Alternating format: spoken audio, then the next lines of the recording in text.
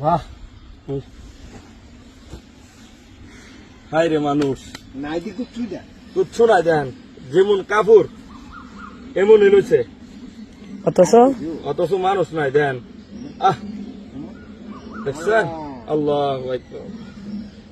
মানুষের কোনো মূল্য আছে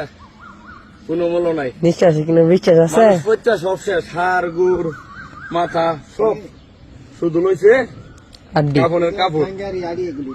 ঠেঙ্গের